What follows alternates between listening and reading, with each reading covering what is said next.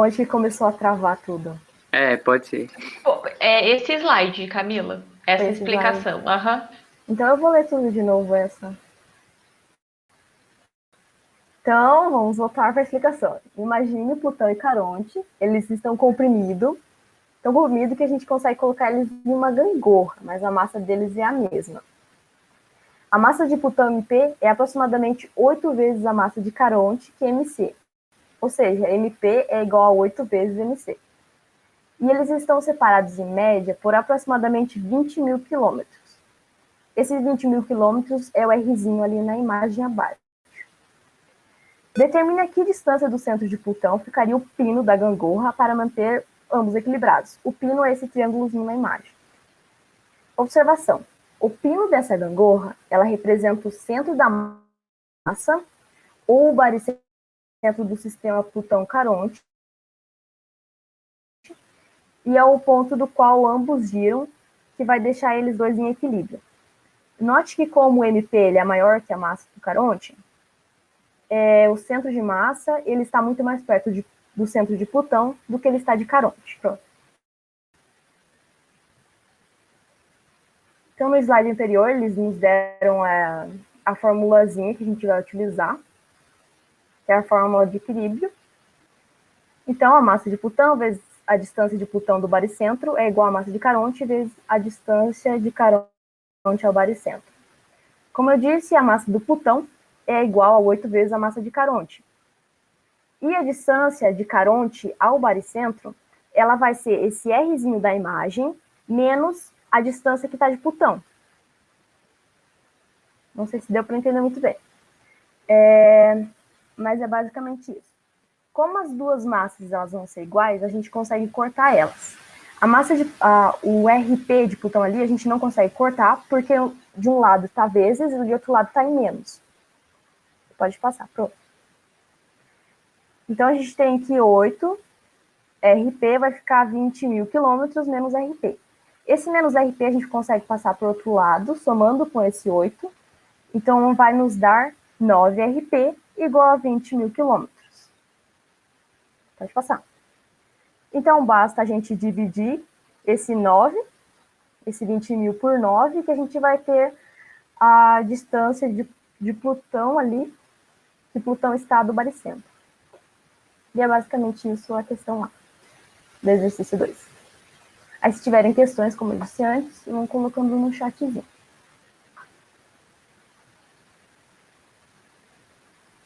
A questão B é um pouco mais fácil. Sendo 1.187 quilômetros do raio de Plutão, a gente tem que calcular a distância que está o baricentro do sistema Plutão acima da superfície da Terra. Então, antes, a distância que a gente achou de Plutão até o baricentro era no cantinho de Plutão. Era os dois Rzinhos ali de Plutão, a distância inteira de Plutão. Agora a gente tem que tirar esse raio dele, porque a gente quer até o raio de Plutão até o baricentro. Então, pode passar para. Basta a gente tirar aquele 2.222 quilômetros que a gente achou anteriormente, menos 1.187, que é o raio do Plutão, que nos vai dar 1.035 quilômetros. A imagem abaixo é a Lua de Plutão fazendo essa trajetória. Pode passar. Acho que a terceira questão também é minha. Também tem continha. Com o desenvolvimento da astronáutica, está cada vez mais fácil colocarmos telescópios em órbita. Contudo, alguns, como o SOHO, Solar and Hemispheric Observatório Solar e Heliosférico, precisam girar ao redor do Sol, no mesmo período que a Terra, e ficar entre o Sol e a Terra, pois precisa observar o Sol 24 horas por dia. Mas, pela terceira lei de Kepler, o período ao quadrado igual a constante vezes a distância cúbica, ou seja, quanto menor a distância ao Sol, menos será o período e vice-versa. Logo, não seria possível colocar SOHO e outros satélites para girar ao redor do Sol, com o mesmo período da Terra estando em um lugar diferente. Pode passar. Aqui está o satélite Sorro, fazendo sua trajetória, onde ele coleta as imagens do Sol e envia para a Terra. Pode passar. Pode passar de novo. Mais o italiano Joseph Louis de Lagrange. Pode passar que tem a imagenzinha dele. Em 1772, descobriu que há 5 pontos chamados pontos lagrangianos no sistema Terra-Sol, ou Terra-Lua, ou Sol-Planeta, que são especiais. O ponto L1, ele fica na linha Terra-Sol, que como está ali na imagem ao lado. Tem os pontinhos L1, L2, L3, L4 e L5. O ponto L1, ele fica na linha Terra-Sol, entre Terra e Sol. E um observatório ali colocado move-se com o mesmo período da Terra, tal com que faz o Sorro, o qual nunca é eclipsado pela Lua, e recebe sempre a mesma irradiação do Sol. O ponto L2, ele fica sobre o cone da sombra da Terra, e será o local de posicionamento do telescópio espacial James Webb. E terá um período de translação igual ao da Terra. Já os pontos L4 e L5, eles ficam sobre a órbita da Terra e são localizados por um triângulo equilátero com a resta igual à distância Terra-Sol. Pode passar. Agora a gente tem a primeira questão. Então vamos considerar que a massa 1 seja a massa do Sol e que a massa 2 seja a da Terra. O Rzão, ele é a distância Terra-Sol, e o Rzinho, ele é a distância da Terra aos pontos lagrangianos, L1 e L2. E eles são simétricos em relação à massa 2. Posso demonstrar que Rzinho, ele é dado por Rzinho, ele é aproximadamente a raiz cúbica de M2 dividido por 3 vezes a massa da Terra, vezes esse raiozão, e ele nos deu o valor que vai ser igual a 1,4784 vezes 10 a oitava quilômetros. Sabemos-se que a distância da média à Lua é de 384 quilômetros, 384 mil quilômetros. Calcule quantas vezes Rzinho ele vai estar mais distante do que a órbita da Terra. Pode passar, pronto.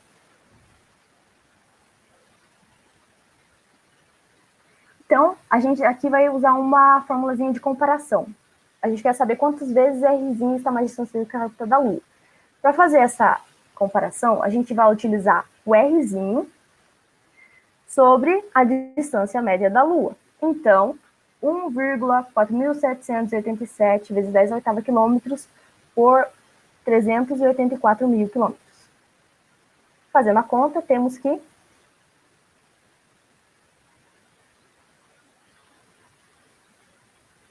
pode passar. Que o Rzinho ele está 385 vezes mais distante do que a órbita da Lua.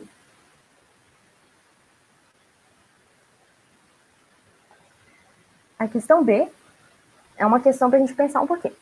Conforme explicado, a vantagem dos pontos L1, L2 e L3 é que mesmo estando a diferentes distâncias da Terra-Sol, ainda assim, satélites ali colocados teriam o mesmo período de translação da Terra ao redor do Sol. Isso é, eles também têm 365,25 dias.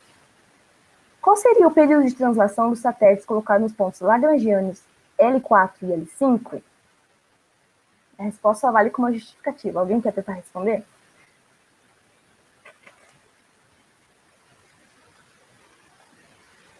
Bora lá, pessoal. Agora que é a hora de errar. É só pensar. Olha os pontinhos onde eles estão na linha ali.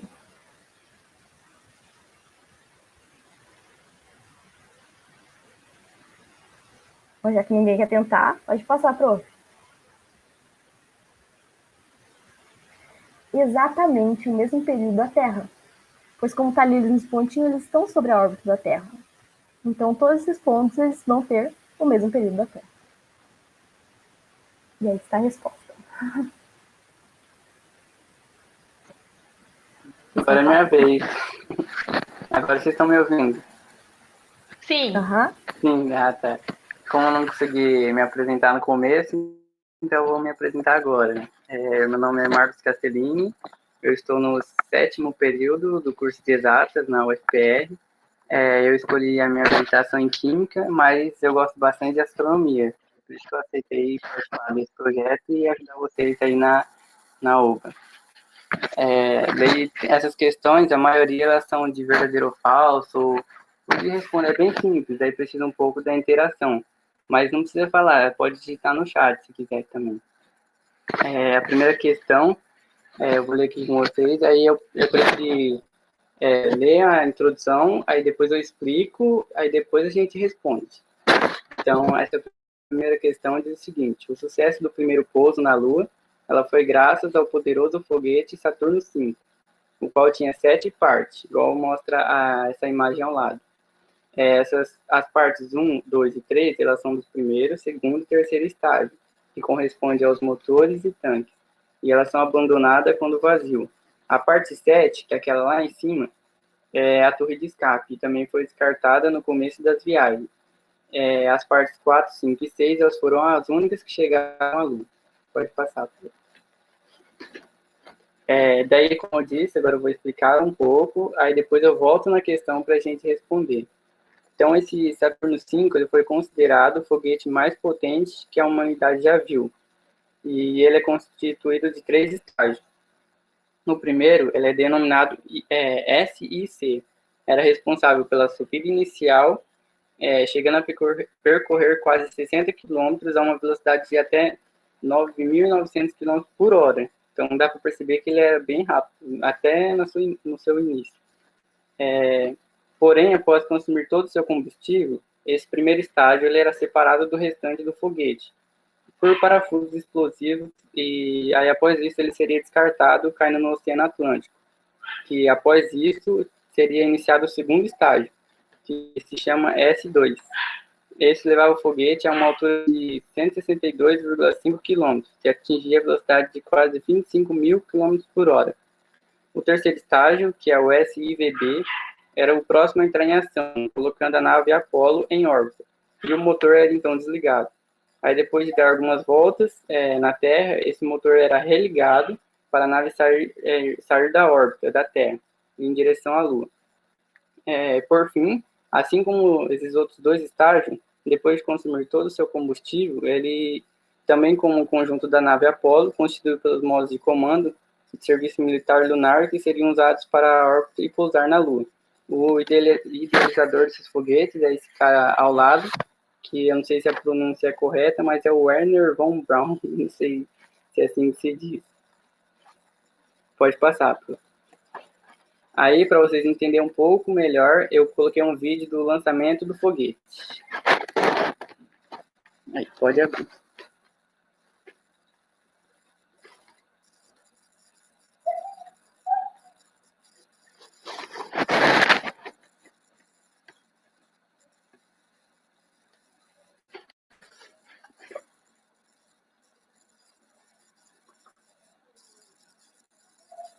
Travou? Mas vocês não Eu acho que travou. Aí, agora começou.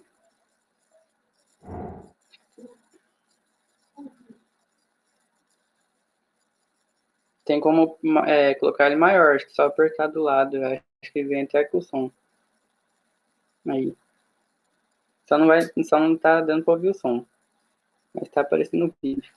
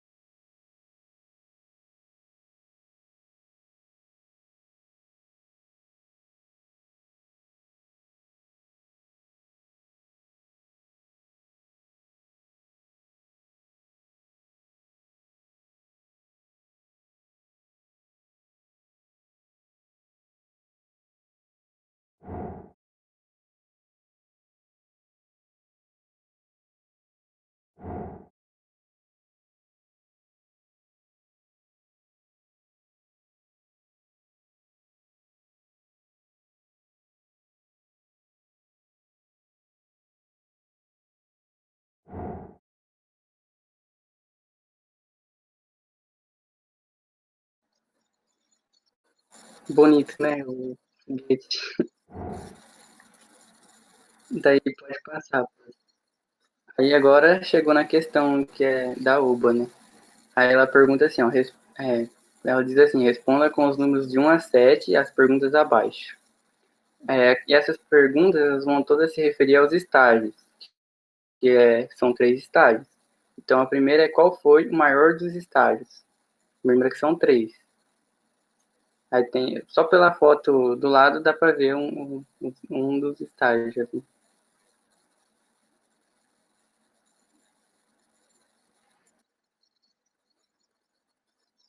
Pode responder, gente. Pode digitar se quiser. Chutar.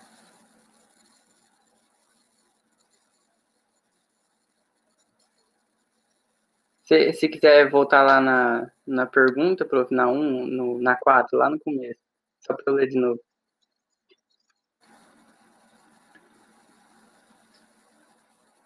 Aí, ó. Ele fala assim, ó. O sucesso do primeiro pouso na Lua foi graças ao poderoso foguete Saturno V, o qual tinha 7 partes, que está mostrando aí do lado. E as partes 1, 2 e 3 são o primeiro, segundo e terceiro estágio. Então, essas 3 partes aqui faz parte dos estágios, que é o motor e tanque. E elas são abandonadas quando vazio. A parte 7 é a torre de escape, e também foi descartada no começo das viagens.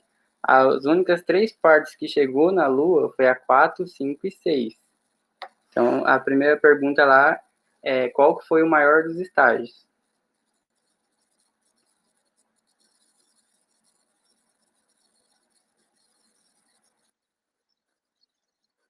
Acho que ele não vai responder. O maior dos estágios foi o primeiro. E a próxima pergunta pode passar. Qual dos estágios foi o primeiro a ser abandonado? A hora que o foguete está subindo para cima, aí tem um estágio que no começo ele é abandonado. Então, o primeiro estágio a ser abandonado também é o primeiro. Qual desses estágios que tirou o Saturno do chão, o foguete? Também foi o primeiro. E qual dos estágios foi o último a ser abandonado? O terceiro. Pode passar. A questão 5 é certo ou errado. Ela diz assim: o foguete Saturno V, assim como qualquer foguete, é acelerado para cima pela força de empuxo, gerado pela ejeção dos gases lançado para trás em altas velocidades.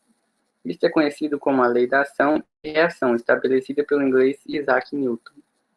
Aqui a gente pode responder primeiro, aí depois eu explico. Acho que é melhor. Então, escreva certo ou errado em cada afirmação. Sobre o foguete, sempre atuar a força-peso até quando ele está no espaço. Certo ou errado? É certo. Quando acaba o combustível do foguete, termina a força de empuxo? Termina. Também é certo. Isaac Newton nasceu no Brasil? Errado. Enquanto dentro da atmosfera também atua sobre o foguete a força de resistência do ar? Sim, atua. Então também é verdade. E a última, a força-peso e a resistência do ar sempre atrapalha o movimento ascendente do foguete? Sim, também está certo. Então, para explicar, pode passar.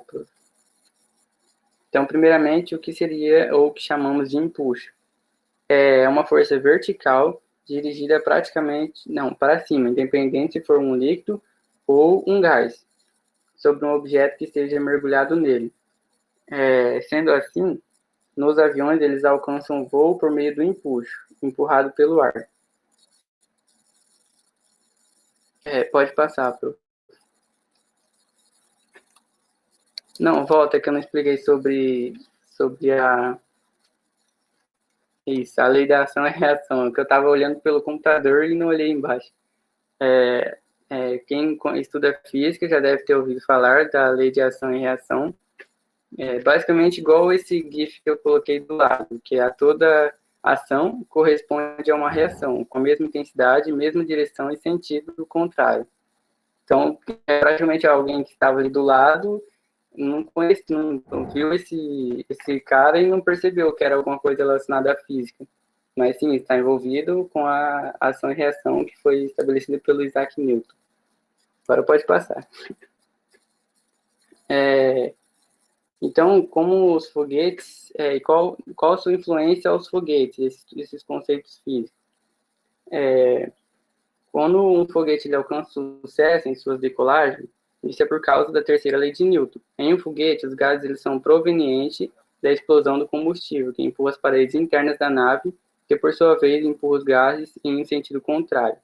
Um exemplo é quando estamos em uma festa de aniversário ou algo do tipo, e a gente pega uma bexiga para encher de ar, e após isso a gente soltamos. O que acontece? Ao fazer isso, o ar que está dentro dela sai pela abertura com certa força, e essa força ela empurra a bexiga em sentido contrário ao ar que está saindo. Então, o foguete, ele, disparado através do espaço, ele funciona exatamente como a bexiga. Isso ocorre devido às forças de ação e reação dos corpos. Então, a física também está nos aeroplanos. Pode passar. Aqui é uma questão que estabelece os pixels, que é a questão 6. A empresa Vision Tecnológica Espacial, que são os objetos dos campos, está desenvolvendo um nanosatélite. Aqui eu não vou saber pronunciar, acho que é VCube-1. A Mariana ela comentou assim, os foguetes funcionam baseados na lei de Newton, a lei de ação e reação. Eles consistem basicamente em um projeto que leva combustível sólido ou líquido no seu interior. Essa reação é a qual damos o nome de empuxo, e é a expulsão dos gases empurrados ao foguete para frente. Exatamente, é isso que acontece. Esse nanosatélite ele é equipado por uma câmera para obter imagens da Terra. Numa câmera digital, a imagem é formada por pequenos quadrados, que a gente chama de pixel. Pode passar. Aí a primeira questão é o seguinte: quantos pixels possui a imagem mostrada abaixo? Tá vendo aquele quadradinho pequenininho? Ele quer dizer que é um pixel. Então, se a gente somar todos, quantos pixels nós vamos ter? Aí é uma questão de matemática. Isso, parabéns, mano. 16. Só fazer 4 vezes 4. Pode passar, Pro. A letra B diz o seguinte: ao invés dos poucos pixels ilustrados no item anterior, a câmera desse nanosatélite ele possui 4.000 pixels horizontal e 4.000 pixels verticais. Então é bem grande. Como que a gente vai fazer para calcular esse total de pixels da imagem do satélite? Basta seguir o mesmo raciocínio. É que agora ali a gente só tinha 4, agora são 4.000.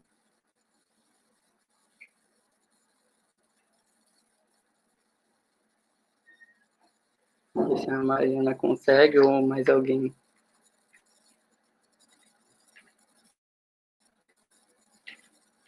Basta a gente multiplicar, daí vamos chegar no resultado. Pode passar, Pro. Aí, 4.000 vezes 4.000, isso, 16.000. 16.000 pixels. Pode passar.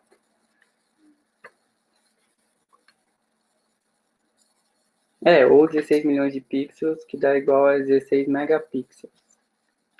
Mas já dá um exemplo de quão grande é, né? Então, aqui só por curiosidade, pode deixar lá. Só como curiosidade, eu coloquei o que seria esse nanosatélite e qual a missão dele. O nanosatélite, como diz na questão, eles são pequenos cubos que pesam até 10 kg e são utilizados para explorar o espaço. Eles podem ser usados para observar asteroides que possam apresentar perigo à Terra e também podem ser enviados a Marte.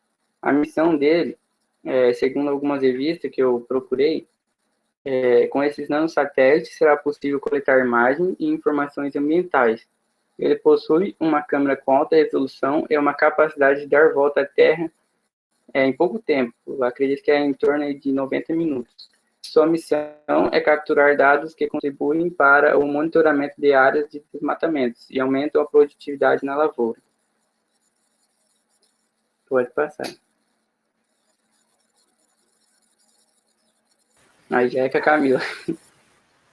Voltou para as questões de continha aí comigo. Então, para a questão 7. Essa questão foi tirada em 2019. A força da gravidade ela é dada por F igual a massinha vezes a massa da Terra vezes a constante gravitacional G dividido pelo raio ao quadrado. Onde esse Rzinho é a distância da espaçonave ao centro da Terra. O Mzinho é a massa que sobrou do Saturno V, que é o mesmo foguete que o Marcos estava comentando antes, que chegou à Lua. Mt é a massa da Terra e Gzão é a constante gravitacional. Enquanto em órbita circular de esfera, o que sobrou de Saturno V estará sujeito a uma aceleração radial ou centrípeta, que ela é dada por A vai ser igual à velocidade orbital ao quadrado, dividido por R. Então, a gente vai utilizar a segunda lei de Newton, novamente, para calcular a velocidade orbital, em quilômetros por segundo, do que sobrou do Saturno V na órbita de esfera. Vamos desconsiderar qualquer outra força além da gravitacional. Então, a gente só vai utilizar essa força nos dada ali em cima. Para simplificar, vamos considerar a massa da Terra vezes a constante gravitacional, sendo igual a 416.000 km³ por segundo ao quadrado, o raio da Terra igual a 6.300 km, sendo que a espaçonave está a 200 metros da Terra e que a força e a aceleração têm a mesma direção. Agora pode passar. Então, vamos resolver a questão A. Como eu disse antes, nós vamos utilizar a segunda lei de Newton, somatório de forças, igual a massa vezes a aceleração. A força eles já nos deram e a aceleração também já nos deram. Pode passar, prof.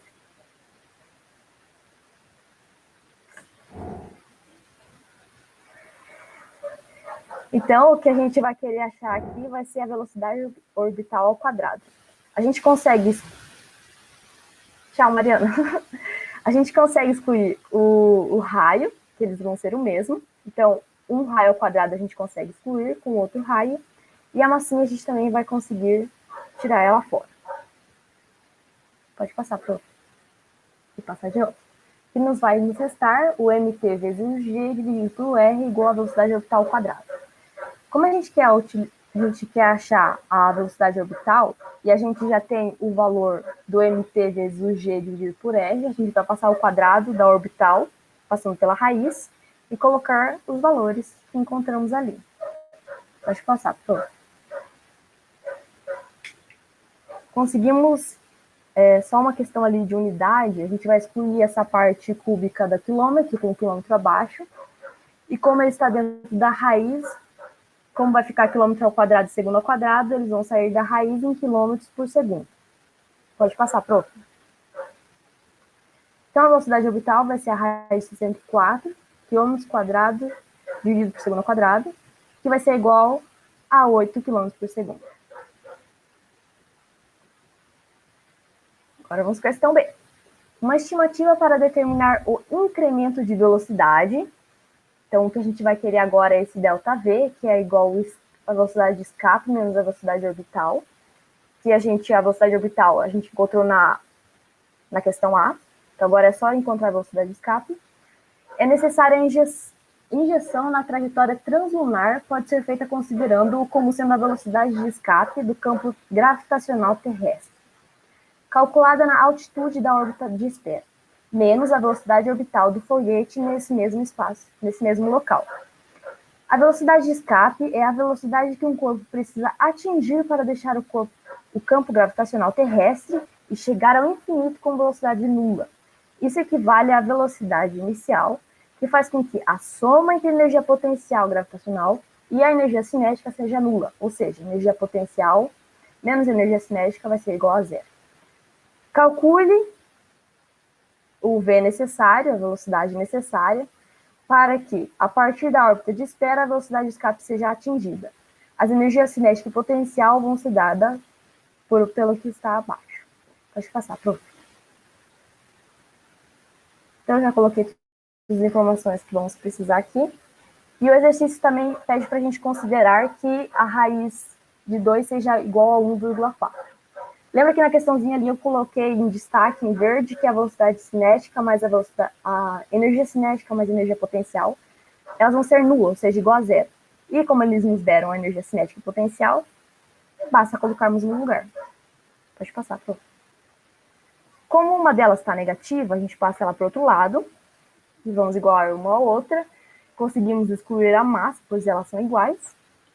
E agora vamos achar a velocidade de escape, fazendo igual o que fizemos no outro. Como eles nos deram a raiz de 2 igual a 1,4, vamos separar essa raiz de 2 do restante. Também estão em raiz. Pode passar, prof. Como eles estão em vezes, a gente consegue fazer isso. E como mt vezes g dividido por r, a raiz disso, eles nos deram, a gente encontrou na questão anterior, que é a velocidade orbital, vai ser de 8, então a velocidade de escape é igual a 1,4 vezes 8 km por segundo, que vai nos dar 11,2 km por segundo. Mas o que a gente quer é o ΔV.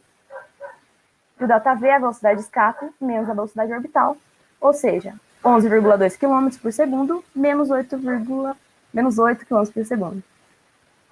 Aí. Então, temos a resposta da 7B, 3,2 km por segundo. Agora a gente vai voltar para o Marcos.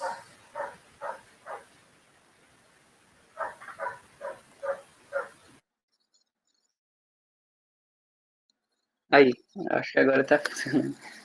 A questão 8 escreva tem ou não tem na frente de cada afirmação. Aí a gente responde e depois eu explico um pouco sobre Marte. Vocês acham que Marte tem ventos? Tem. Marte tem ventos. Pode passar. E aí, aquelas historinhas, Marte tem marcianos? Não. Tem oceanos? Não. Mas tem dia e noite? Sim, também tem dia e noite. Por isso que consideram ela bem parecida com a Terra. Pode passar, prof. Aí eu coloquei algumas características e imagens de Marte para você conhecer melhor e entender, né? Marte, ela é o quarto planeta mais próximo do Sol e o segundo menor planeta do Sistema Solar, que é depois de Mercúrio. Por isso ele é considerado um menor que o planeta Terra. Por isso ele apresenta uma coloração vermelhada, igual vocês podem ver aí no slide, por causa do óxido de ferro na sua superfície. Por isso que ele recebeu o nome de Marte, de homenagem ao deus romano da guerra. Assim como a Terra, em Marte também há luas. Lá existem duas luas, que é Phobos e Deimos. E os seus nomes eles derivam da mitologia grega e representam os filhos de Ares e Afrodite. Outra característica legal de Marte é que a gente consegue ver eles sem o auxílio de um telescópio, né? Dá para ver a olho nu. E a sua duração do dia se aproxima da Terra, com 24 horas e 37 minutos. Embora o ano marciano ele tenha duração de 687 dias terrestres. E cerca de 45 missões visitaram o planeta. Suas camadas são compostas por atmosfera, crosta, manto e núcleo. Em relação à vida em Marte, uma vez que o planeta é vermelho, ele se assemelha à Terra em diversos aspectos, tal como a estação do ano e outros aspectos, já existiram várias possibilidades ou pessoas que dizem que lá podem haver vida, né? Porém, há pesquisas que apontam que isso não é possível, porque, embora não tenha descoberto muitos indícios, o fato de ser envolvido numa atmosfera fina e bastante rarefeita reforça a impossibilidade de condições de vida nesse planeta. Pode passar, Pro.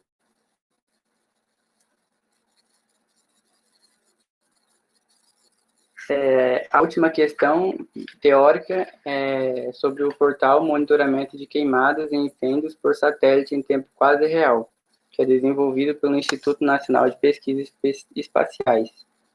Faz o monitoramento de focos de queimadas e de incêndios florestais, detectados por imagens de satélites de todo o território nacional, incluindo as regiões do Cerrado e da Amazônia. Os dados eles são atualizados a cada 3 horas, e esses dados que são gerados eles são distribuídos para o público em geral por meio da internet, que é esse site aí. O combate às queimadas é de responsabilidade de outros órgãos governamentais, para os quais o INPE disponibiliza seus dados. Pode passar. Aí aqui é para responder verdadeiro ou falso. Então, o uso dessas imagens é conveniente para monitorar grandes biomas como Cerrado e Amazônia, que possuem grandes extensões territoriais.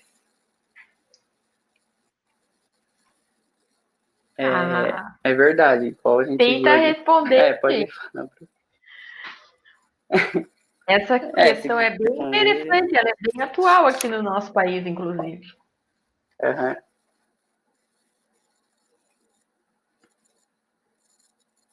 É verdadeiro. Aí a segunda diz assim: os focos de queimadas são identificados a partir de imagens obtidas por satélites.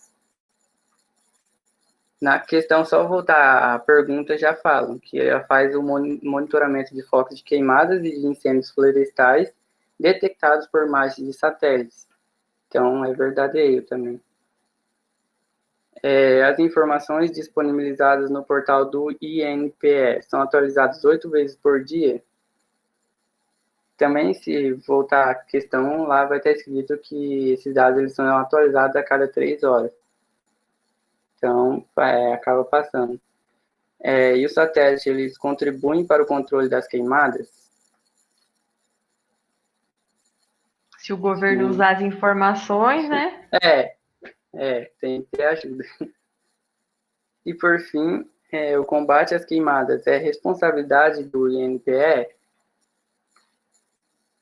Não, porque essas responsabilidades elas são de outros órgãos governamentais, que o INPE disponibiliza somente os seus dados. Pode passar. Aí a última é com a Camila.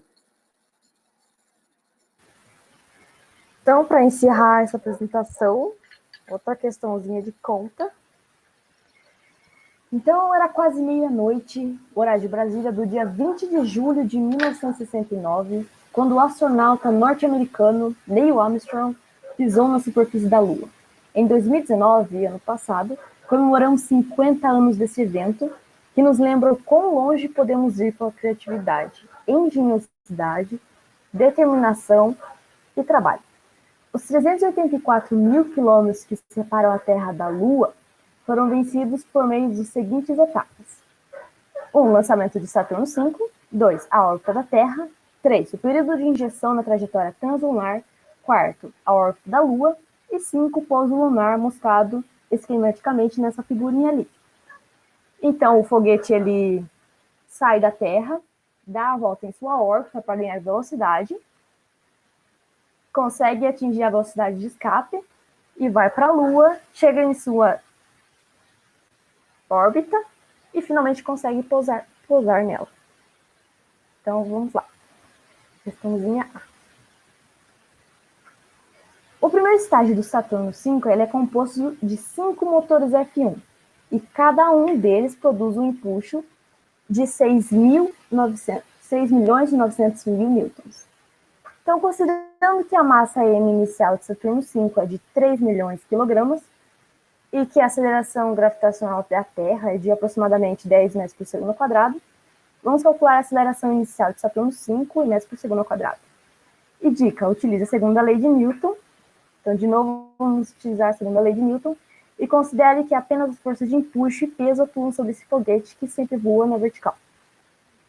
Então, agora a gente já tem as forças que vão atuar sobre ele ao utilizar a segunda lei de Newton. Pode passar para de novo. E aqui no início ele nos diz que cada um dos motores e ele é composto por 5 motores e vão produzir a força de empuxo. Então, por isso, 5E menos a força-peso. Então, a gente coloca isso dentro na segunda lei de Newton. Passamos a massa para baixo, então temos que 5 vezes a força de empuxo menos a força-peso vai ser dividido pela massa, e assim vamos encontrar a aceleração do primeiro estágio do Saturno V, que é de 1,5 metros por segundo ao quadrado. Questãozinha só comentar, tá? B. O valor da aceleração que você obteve acima só é válido para o primeiro instante do voo, porque a partir da ignição dos 5 motores F1, que equipam o primeiro estágio do Saturno V, sua massa é reduzida à taxa de 15.000 kg por segundo, em função do consumo de propelente. Então, a partir que ele vai utilizando esse propelente para subir, ele vai perdendo um pouco da sua massa. Sabendo que os 5 motores F1 funcionam por 160 segundos, qual será a aceleração de Saturno V que tiveram transcorrido 100 segundos de voo? Em seus cálculos, considere que G é aproximadamente S metros por segundo ao quadrado e o empuxo dos motores não varia com a altitude. Pode passar, prof. Então, de novo, segunda lei de Newton. Só que aqui, a massa, como eu disse em cima, a taxa ela é reduzida de 15.000 kg por segundo e a gente quer saber em 100 segundos de voo. Então, 15.000 vezes 1.000, 150 milhões de quilogramas. Como antes a gente viu, são 5 vezes a força de empuxo, porque são 5 motores, menos a força-peso igual a massa vezes a aceleração. E, de novo, a gente repete as mesmas etapas da questãozinha A, só que dessa vez a massa é diferente. Pode passar, prof.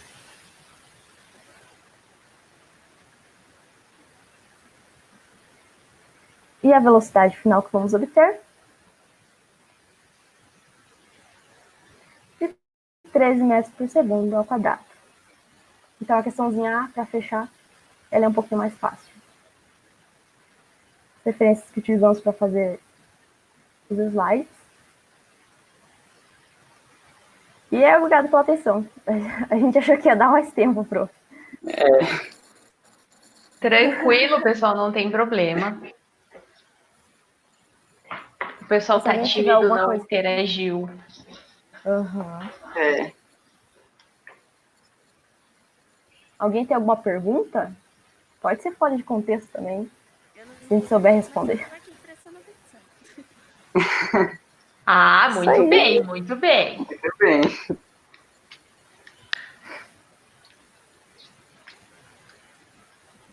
Hoje foi mais difícil, né, que os outros dias, porque hoje teve muita conta, muito número, né? Então, mas foi excelente. Acho que é bom para vocês já terem uma noção também geral de como é a prova. Vocês viram que varia. E uma questão bem pesada de cálculo, né? E não tem problema, Daniele, fica tranquilo, não tem problema nenhum. E varia junto com uma questão, com questões mais tranquilas, digamos assim, que é mais assim, de você. Voltei aqui. De você ler, interpretar, voltar lá para os dados, né? Então, uma das coisas mais importantes da OBA e de qualquer prova que vocês vão fazer, seja Enem, seja vestibular, é ler com bastante atenção a questão e tentar retirar o máximo de informações daquela questão, daquele enunciado. Vocês viram que a maioria dos enunciados da OBA, eles têm bastante informação, contam toda uma historinha, aquele da penúltima ali com relação à Lua, ele contou toda a historinha da chegada do homem à Lua. Eles também, na prova, eles gostam muito de elaborar esse contexto, que às vezes lá na escola nem sempre a gente tem. Às vezes a gente tem a fórmula, os dados, e a gente tem que aplicar. E a diferença dessas provas, por exemplo, da UB é isso, eles contam a história, querem que os alunos conheçam, né, essa história, enfim, que é importantíssima para a humanidade toda, né? Então, dentro da astronáutica, a gente tem a questão dos satélites, sempre vai ter uma questão sobre os satélites, sempre. Independente de qual tipo de questão vai ser, já vão sabendo, né? Quando vocês forem fazer a prova, sempre tem questões sobre o satélite, sobre o INPE, que é aquele instituto, né, que é importantíssimo aqui no país com relação ao controle, né, das queimadas, desmatamento e tudo mais. Então, acho que foi abordado, né, sempre brevemente, obviamente, mas todos os pontos que caem na prova da UBA, né, no nosso grupo, a prof. Mara tinha pedido para trabalhar as questões da prova do terceiro nível, né? É isso, né, gente? Vocês fizeram essa de hoje, também foi baseada nesse nível, né? A maioria é. Eu acho que tem alguma outra do quarto ou do 2, mas a maioria é do terceiro. Tá. Eu achei que alguma eu fiquei um pouco, meu Deus, que. Né? Porque seria pro nono ano. Pro nono ano, não, pro sexto ano, nono ano. Então ficaria mais difícil, mas a gente encontrou. Na oficina da Milena mesmo, a gente encontrou questões bem difíceis que até estavam meio fora de contexto do conteúdo que o professor ensina, né, na escola. E aí eu queria perguntar para a Daniele, para a Kemily e é só, né, meninas? Só sobrou. A Mariana acabou tendo que sair. Mas se vocês vão fazer a prova, estão preparados, como que vocês estão se sentindo para fazer a prova?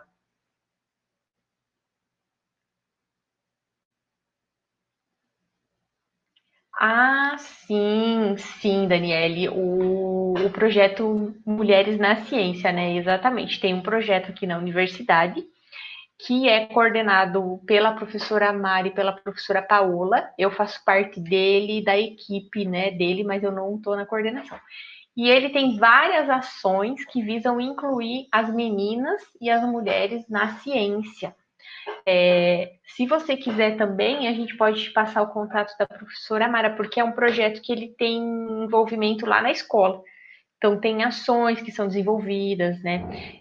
Construção de foguetes, de mini foguetes, né, gente? A gente não constrói foguetes gigantes aqui, mas mini foguetes, oficinas.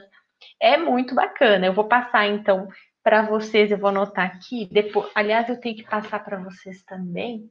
Até, Eduarda, se quiser encerrar a gravação, agora vai ser só informes mesmo. Eu vou passar aqui para vocês o link para que vocês possam marcar a presença e aí vocês já anotam o e-mail de vocês para a gente entrar em contato.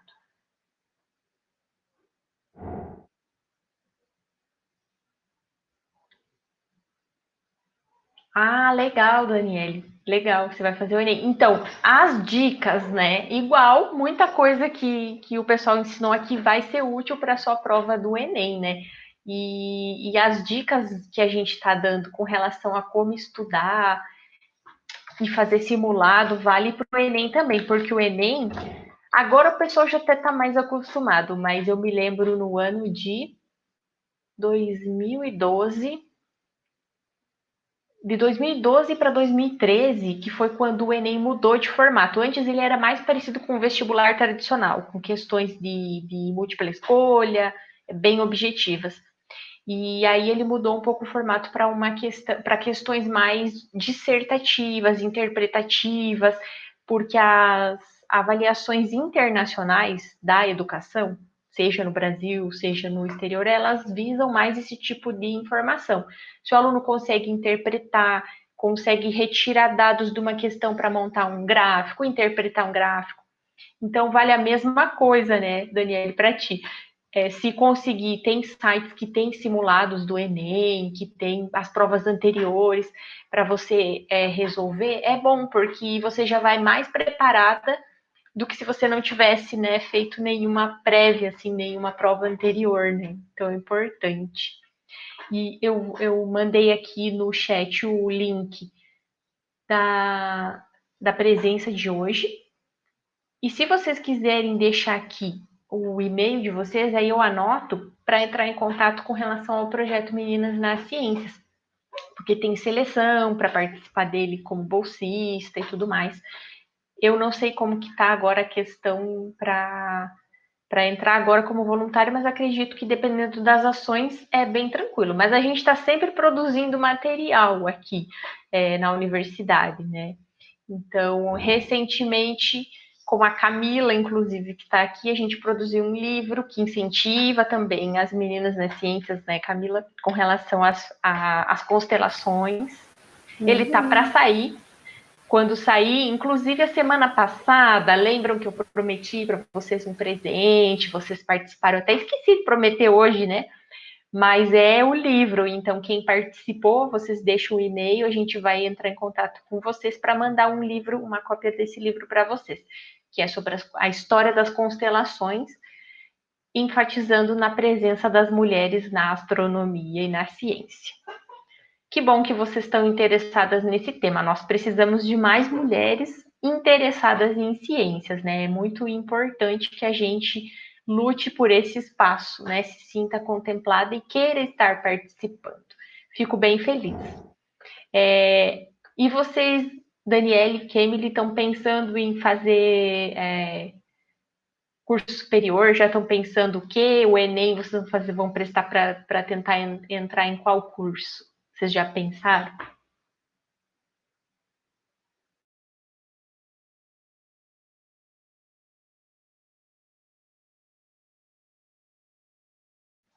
Aliás, Mulheres na Ciência é o tema de TCC, que é o trabalho de conclusão de curso da Camila, né, Camila?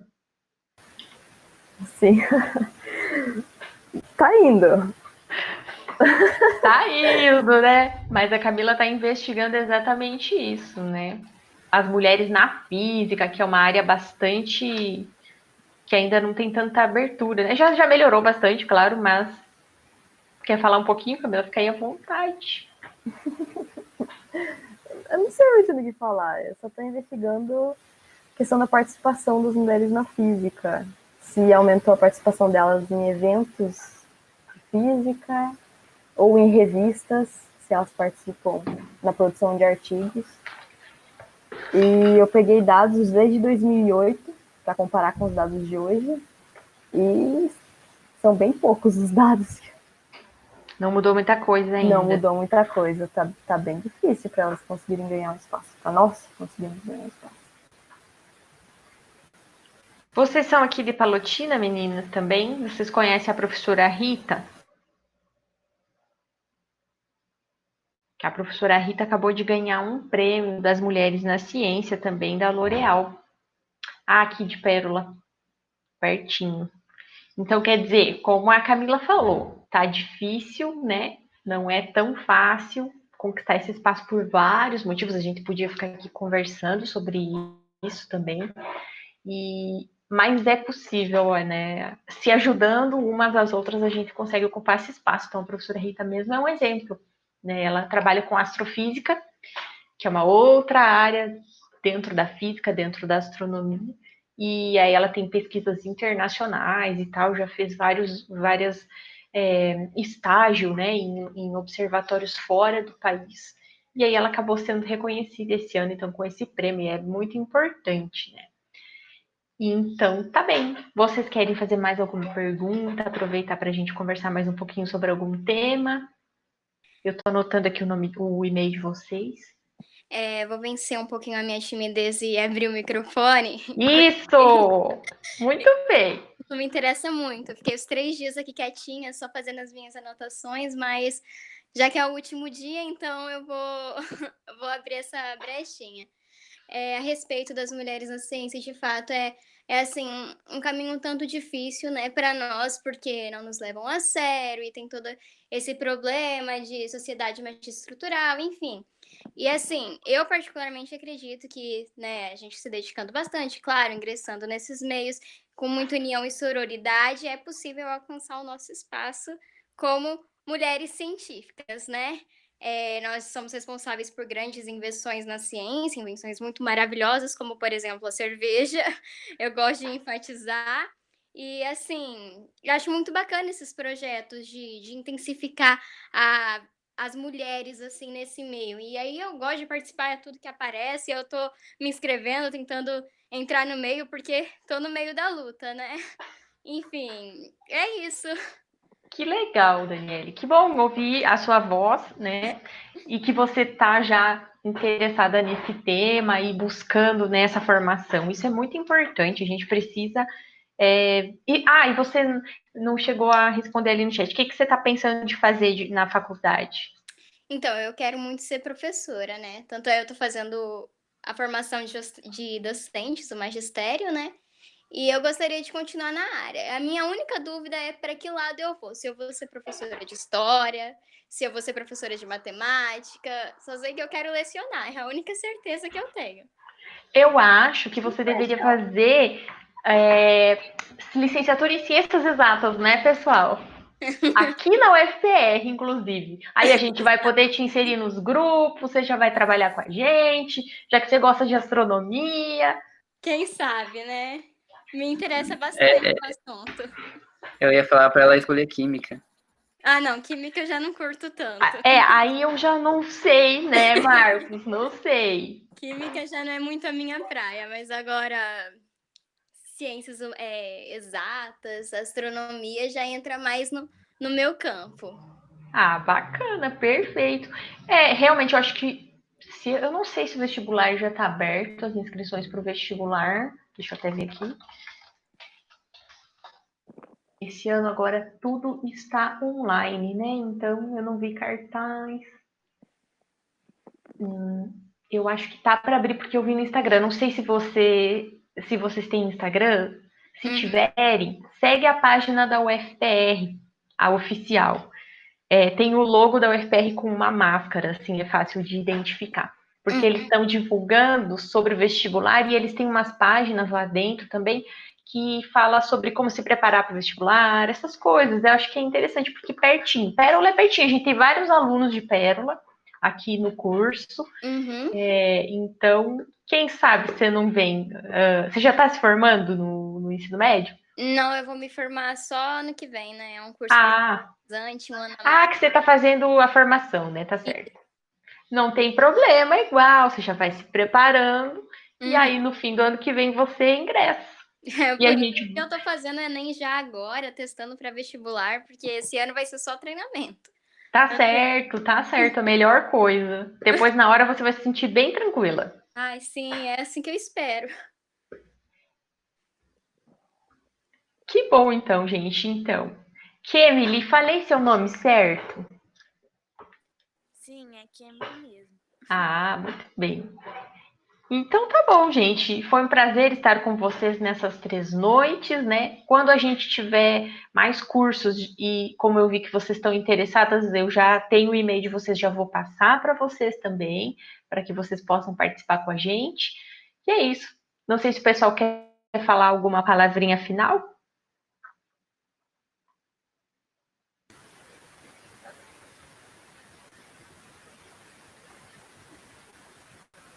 Acho que boa sorte se vocês forem fazer a UVA.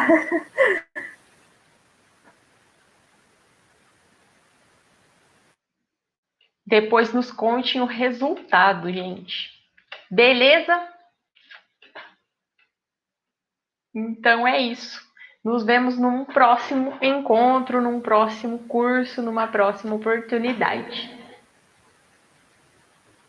Tchau, gente. Tchau, gente. Tchau, tchau.